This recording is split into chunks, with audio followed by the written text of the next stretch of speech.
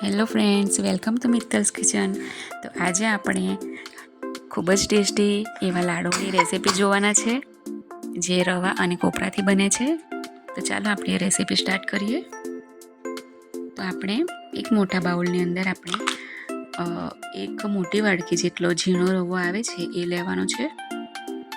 અને જો તમારી પાસે ઝીણો રવો ન હોય અને મોટો રવો હોય તો આપણે એકવાર એને મિક્સર ગ્રાઇન્ડરમાં થોડો આપણે નાનો ઝીણો કરી લેવાનો છે. હવે આપણે એની અંદર મુઠ્ઠી પડતું મોણ એડ કરી લીધું છે.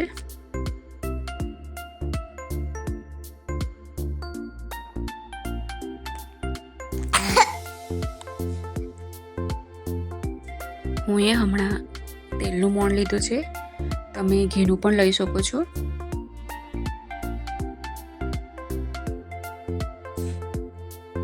મોણ આપણે થોડું વધારે પડતું લીધું છે, એટલે એનાથી ખૂબ જ ફરસા બનશે લાડુ.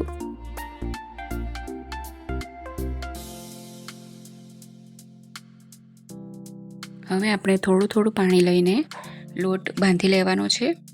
આપણે મોણ વધારે નાખીશું ને તો મોઢામાં મૂકતા જ પીગળી જાય એવા એકદમ સરસ લાડુ રેડી થશે.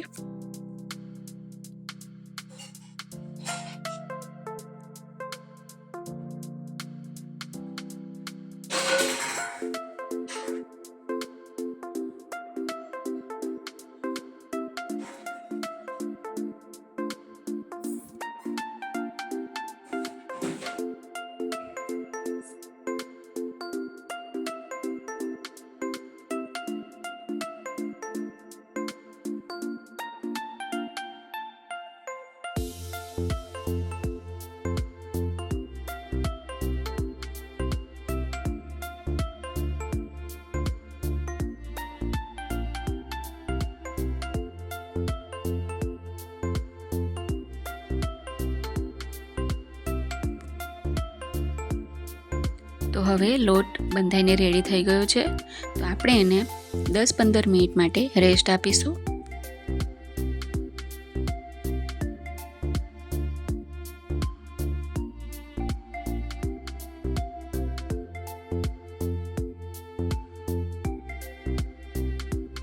તો 15 મિનિટ પછી આપણે જોઈ લઈએ. હવે આપણે થોડો ફરીથી મસળી લેવાનો છે લોટને.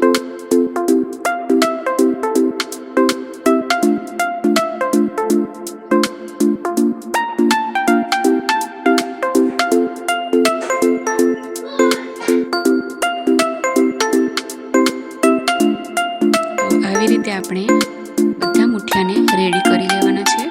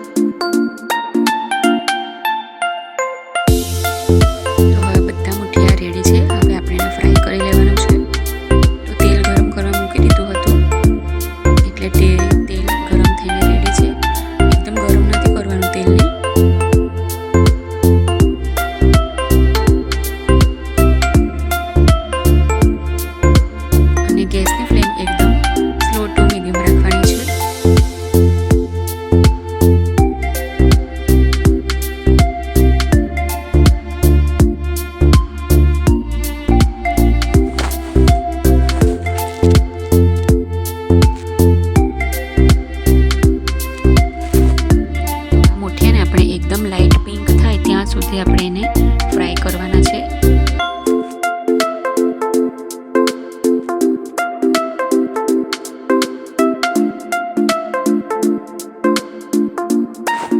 અને ગેસની ફ્લેમ એકદમ સ્લો કરી દેવાની છે.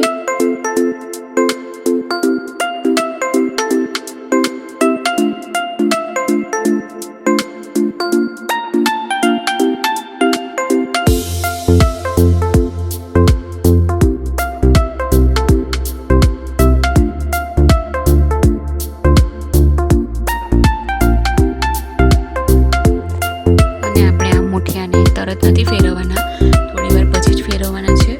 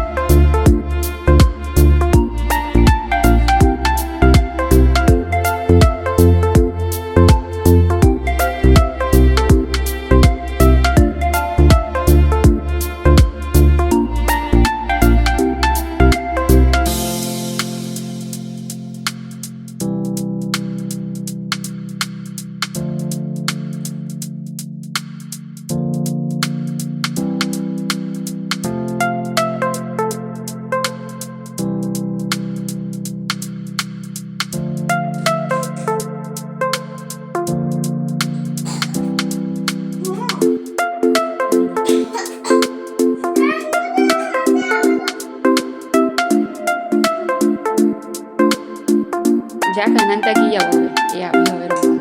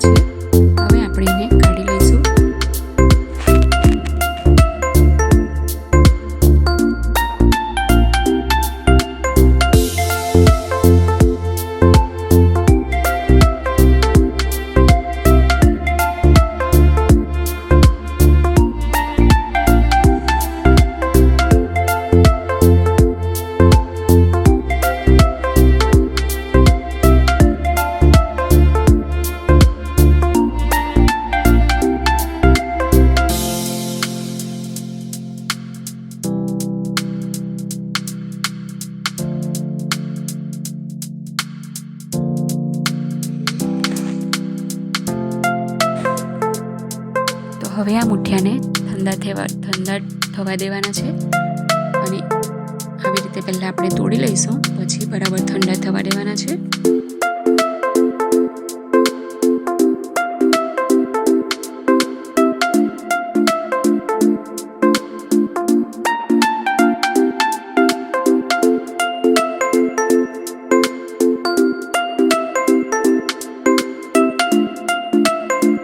આપણે મિક્સર જાર લઈ લીધું છે, એની અંદર આપણે થોડા પોર્શનમાં લઈ લેવાનું છે આ, અને આપણે ઝીણો પાવડર રેડી કરી લેવાનો છે.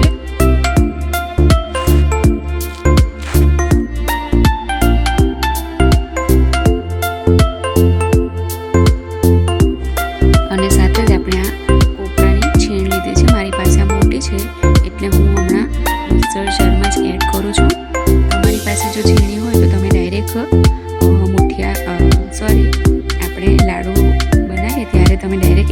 શકો છો।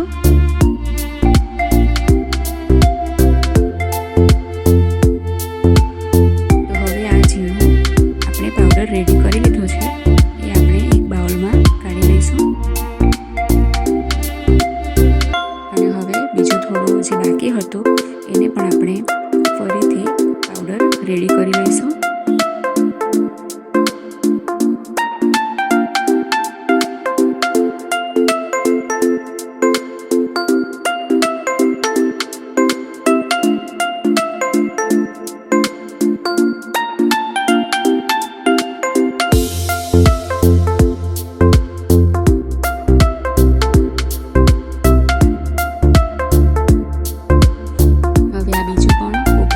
છે એ પણ આપણે એડ કરી લીધું છે।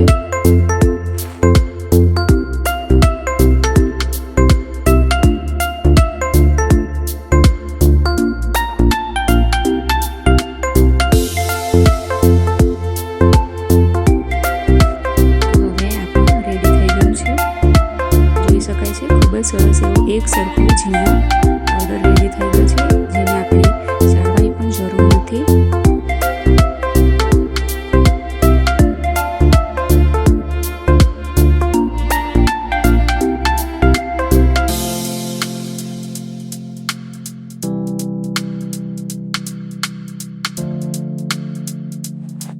હવે આપણે એની અંદર મિક્સર જારની અંદર જ દળેલી ખાંડ લેવાના છે। જે આવી રીતે ગઠ્ઠા થઈ ગયા છે એ એકદમ સરસ થઈ જાય એક સરખા એટલે આપણે મિક્સર જારમાં લઈને એનો પણ પાવડર બનાવી લઈશું ફરીથી।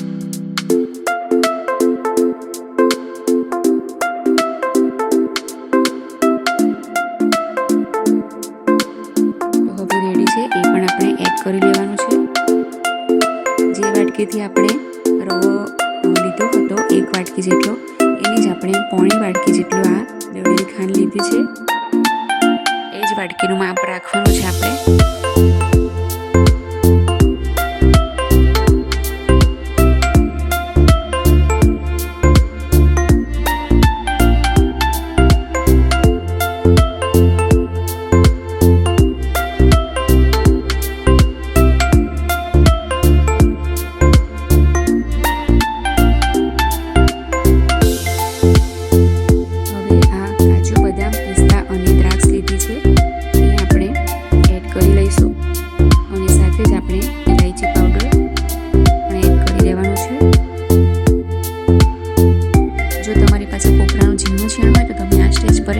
શકો છો।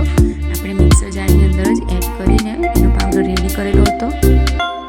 હવે બધું એક સરખું મિક્સ થઈ જાય ત્યાં સુધી આપણે ફેરવીશું।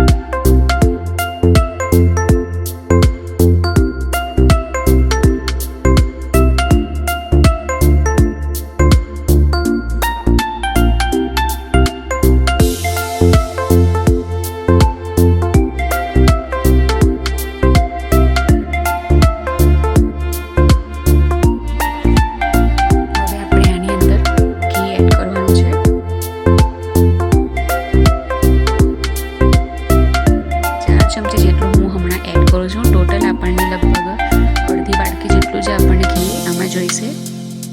ખૂબ જ ઓછા ઘીમાં ખૂબ જ ટેસ્ટી એવા લાડુ રેડી થઈ જાય છે।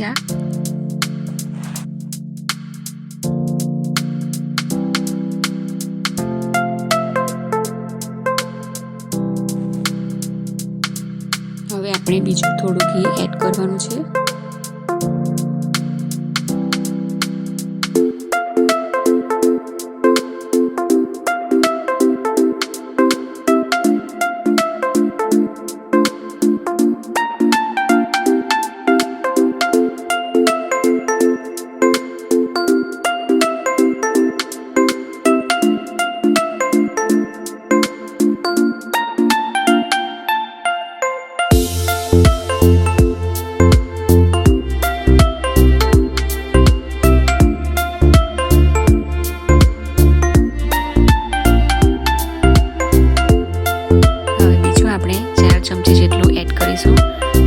માટે જે આપણે ચમચી યુઝ કરીએ છીએ એ જ ચમચી લીધી છે અને એ જ 8 ચમચી જેટલું આપણને ઘી ટોટલ જોઈએ છે અને વાટકીથી માપીએ તો અડધી વાટકી જેટલું જ આપણને ઘી જોઈશે.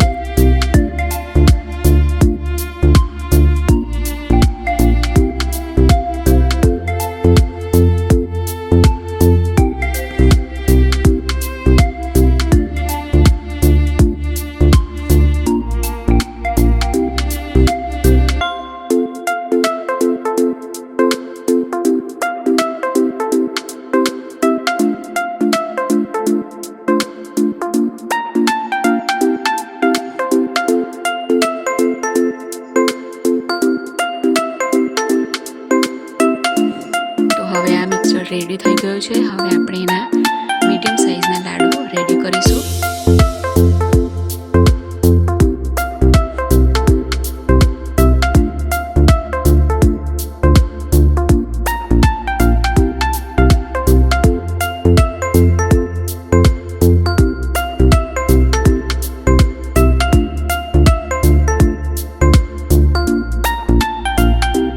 ખૂબ જ સરસ એવા લાડુ રેડી થઈ ગયા છે. લાડુને આવી રીતે રેડી કરીશું.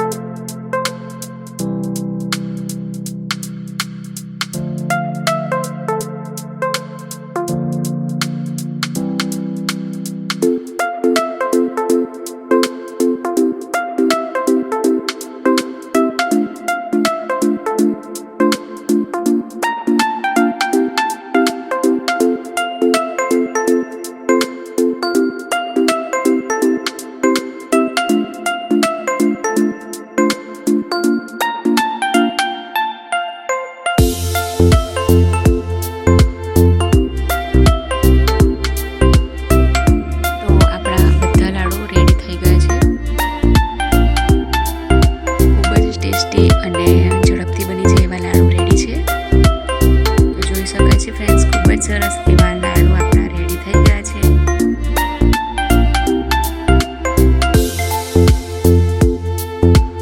ઘરમાં બધાને જ ભાવે એવા રવા અને કોપરાના લાડુ રેડી છે. તમે પણ જરૂરથી બનાવજો.